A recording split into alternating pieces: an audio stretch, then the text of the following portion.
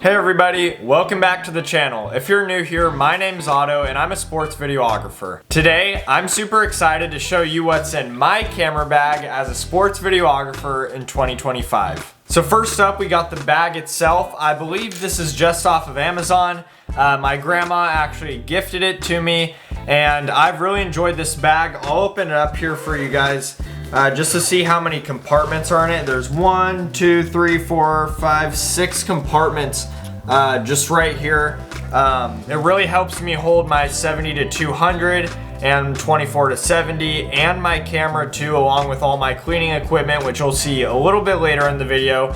But I thought it was important to share my camera bag just at the start here, just to show you what else will be going into it. All right, so let's start with the star of the show, obviously. Sadly, I won't have it in hand because I'm actually filming with it right now, and that is the Canon R6. I got the Canon R6 about 1 or 2 years ago for Christmas and have been using it ever since. The price point, first of all, is super good for what it's worth. I believe that it's one of the best bangs for your buck that you can have as a sports videographer. The camera shoots at 4K 60 FPS and it shoots at 1080 120 FPS, and that is just excellent for a camera at this price point. Most of my filming I do in 4K at 60 FPS when shooting sports, but sometimes I'll switch over to 1080 at 120 FPS, and to be honest, it's not even that big of a downgrade in quality, especially when you're using it for Instagram and stuff like that.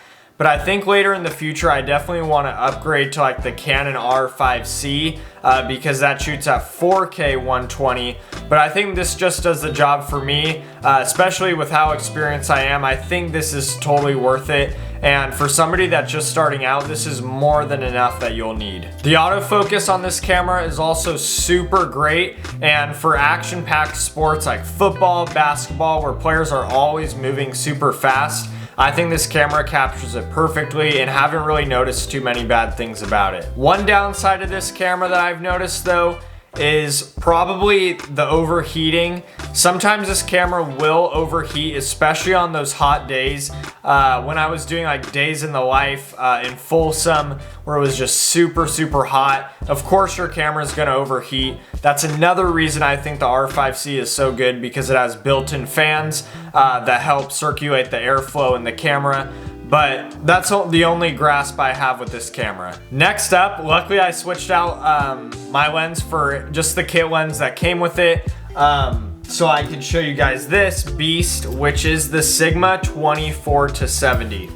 I'm gonna take it out of the opening here. And yeah, so this is the lens right here. This is the Sigma 24 to 70. As you guys can see, the quality of the glass here is super good. I hope you guys can see that. But obviously I know you guys don't care about the lens, how it looks, but how it performs. This lens overall has performed so well for me and so many other photographers that I know. I know that this lens is super prized in this game, especially because pre-game, this lens comes in super handy when you need to get those wide shots at 24 millimeters. And if you're a little bit farther, you could zoom in with that 70 millimeters. And especially if you have the 1.6 zoom that comes with the Canon R6. The 24 to 70 lens is overall a super versatile lens, and especially because it comes at an f2.8, so that background blur is super nice. It allows me to shoot in really low light during these football games at night and still be able to manage my photos later on in the editing process. You don't have to sacrifice the quality even when it's dark out because of this f2.8, and that's one of the main reasons that I got it. I've never had an f2.8 lens, so just having it for over a year and a half now, I think it's perfect. Now for those long range shots that you guys probably see all over my Instagram, this lens is super essential, and I'm sure all you guys know it, is the 70 to 200 f4. I know a lot of photographers would prefer the f2.8, and I'm one of them, but I think the f4 does a great job, and it came out at a much lower price point at around $800 as well. The f4 is a little bit hard to shoot with at nighttime, but I think editing helps it a lot, especially when you use noise deburrer, so that really works. This lens is also a super versatile lens as it allows me to shoot pretty up close at 70 millimeters, and I can zoom in so far pretty much across the field at 200 millimeters. When I went to the University of Oregon game to film the game, I used this lens the whole time pretty much. It really worked out great for me, and I just couldn't recommend it anymore because I've been using this 3 years ago. Some of this gear I just got 2 years ago once I got experience, but I actually started out with this lens and never went back from there. I do kind of want to get an upgrade, but I think it's doing the job just for now, and until I make a little bit more money doing YouTube, presets, and all that other stuff, I think I'll make the switch. Next is an item that I think you guys won't especially think of as essential, but to me it's super important, and that is these lens cleaning kits right here.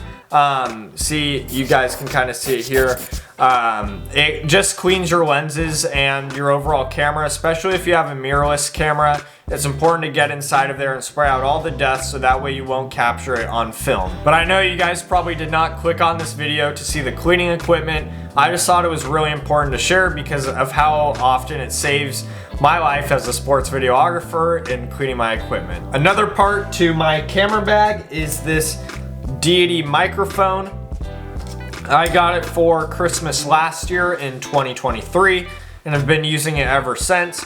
I think it's a super good microphone and captures really high quality audio. If you guys want to check out some of my videos with the audio, they're over on my Instagram. But I think the Deity Microphone is one that's super important to me, and it's just such an easy use microphone because you could just strap it onto your camera, plug it in right there, and then you're pretty much ready to go and capture super high quality audio.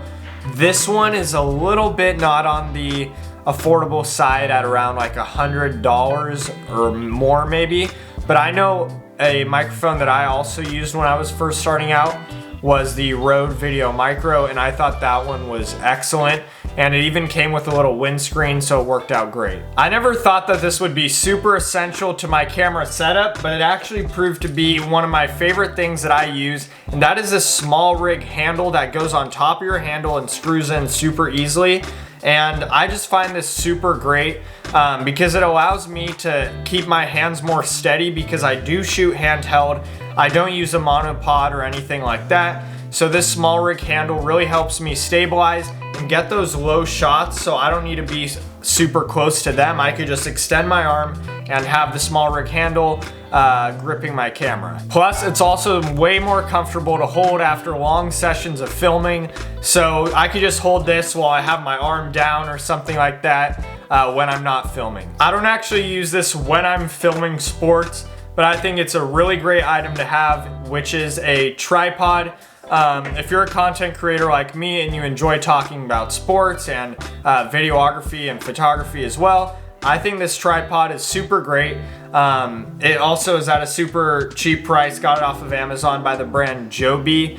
And I just find it to be really useful when doing content creation like this. Right now I'm filming on another tripod that I have, but if you're just getting started out, you could put this on a desk and start talking about what you're passionate about. Okay, so now another thing that I have in my camera bag is this right here. It even has this Oregon Creative sticker on here that I was gifted, and I'm super grateful for it because it's always a good memory that I have and something I'm gonna work towards, and that is a SD card holder. I never had one of these before, but I just got it this Christmas. It came in at around 20 bucks, I believe. And it's just a great way to store your SD cards to make sure they don't get scratched, because I've never had it happen to me. Crossing my fingers, hopefully never will, but I don't want to have my footage be deleted off a stupid mistake like that, and it just helps keep my SD cards protected and safe. Now, the last and final thing that I have coming out of my bag here is a UV protecting filter that goes on top of my 70 to 200. As you guys can see here, shows the millimeters right there. This one is only fit for my 70 to 200. I'm looking to get one for my 24 to 70, but I think it comes in great. If you guys don't know what one of these UV filters are, it's pretty much like sunglasses for your camera lens. What it does is if it's super bright outside, you could tone it down a little bit to lower your exposure when it's super bright out, and you can keep your ISO as low as possible and then also have more control of your shutter speed. You don't want your shutter speed going up to 3000 because it's super bright outside and you need to compensate for that. So this really comes in handy and allows for me to adjust my settings accordingly. And thank you guys so much for watching. That's it of what's in my camera bag in 2025. I really had a fun time making this video because I think all of these are super essential tools when I do sports videography. If you guys haven't already, make sure to go follow me down in the description below on Instagram and TikTok, where I'll be sharing more advice on how to become a better sports videographer. So as always, remember to keep creating, keep working, and I'll see you guys in the next one. Peace.